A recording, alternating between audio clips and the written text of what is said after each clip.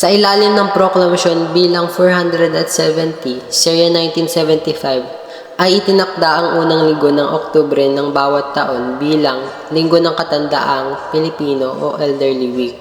Sa pamamagitan ng pagdiriwang nito, natutugunan ng pamahalaan ang ilang mga pangailangan ng mga matatanda.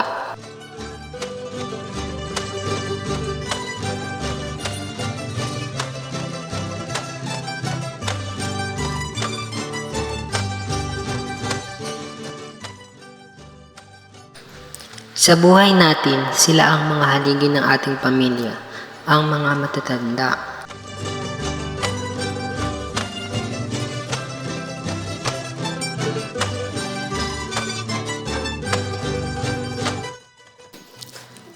Ang mga nakakatanda ay ating guro, tagapayo, at tagapagtanggol. Sila ang nagbigay daan sa ating mga pangarap at nagbigay ng inspirasyon sa ating mga buhay. May mga kwento sila na hindi natin malilimutan, mga aral na natutunan sa mga karanasan nila sa buhay.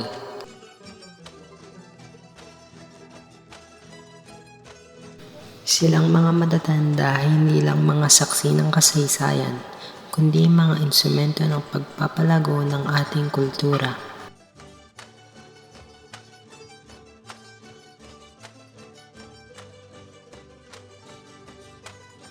Filipino Elderly Week serves as a reminder to pay respect and be grateful to our elderly population. We celebrate National Filipino Elderly Week from October 1 to October 7 to honor and appreciate the invaluable contributions of our senior citizens to our nation's development.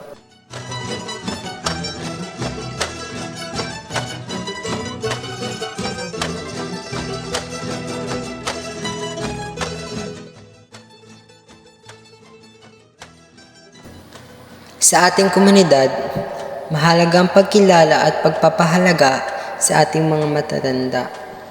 Sa pamamagitan ng mga programang ito, sila ay napapalakas at naalagaan.